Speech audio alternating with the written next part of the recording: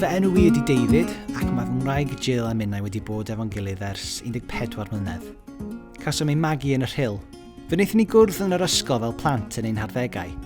Mae bod mor agos am Cynhired yn dysgu llawer i chi am gyfathrebu a gwaith tîm da. Rydym yn hoffi meddwl bod hyn wedi'n helpu gyda rhianta a meithi.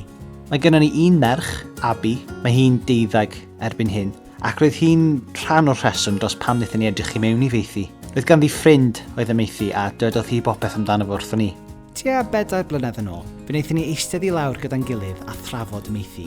Roedd yn awyddus i ganfod ffordd o wneud rhywbeth ar gyfer y gymuned. Roeddwn ni eisoes wedi gwneud ychydig o wirfoddoli a chodi pres, byddwn yn helpu gyda gyrru'r bws mini, mynd â phlant anabl i'r pwll nofio, ond roeddwn am wneud mwy. Nid oeddwn yn gallu cael y syniad o helpu plant rhyw ffordd allan o fy mhen. Felly, pan dwedodd Abi wrth am ei ffrind, fe drafodon ni pethau, ac roeddwn yn teimlo bod hyn yn iawn i ni. Fe feddyliom ni, gan ein bod yn rhieni, mae gen i'n brofiad helaeth, felly siawns nad yw i'n anodd iawn. Ond, a dweud y gwir, ni fyddai unrhyw faint o brofiad wedi gallu ein paratoi ar gyfer meithi. Allai ddim dweud pa mor bwysig yw i gael rhwydwaith gefnogi dda o'ch cwmpas pan ddech chi ar y siwrnau hon. Mae tîm meithi'r awdurdod lleol wedi bod yn wych. Mae ein gweithiwr cymdeithasol o hyd wedi bod o gwmpas i'n helpu a chynnig cyngor, ac mae digon o hyfforddiant i ni wneud. Rydym hefyd wedi gwneud ffrindiau gyda gofalwyr maith eraill hefyd. Mae'n gymuned go iawn, ac mae'n debyg mai dyma yw un o'r pethau rydw i'n ei hoffi fwyaf am feithi. Rydym wedi bod yn meithi brawd a chwaer am 3 blynedd erbyn hyn. Maent yn blant gwych.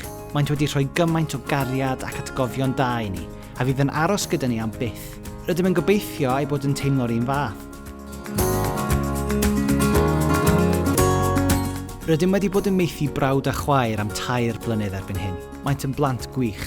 Maent wedi rhoi gymaint o gariad ac atgofion da i ni, a fydd yn aros gyda ni am byth, a rydym yn gobeithio ei bod yn teimlo'r un fath.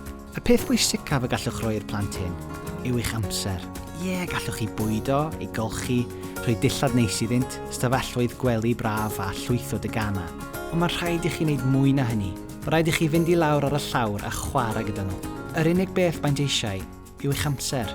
Maent eisiau cariad, cynhesroedd a llawer o chwerthin. Mae angen iddynt wybod ei bod werth y byd.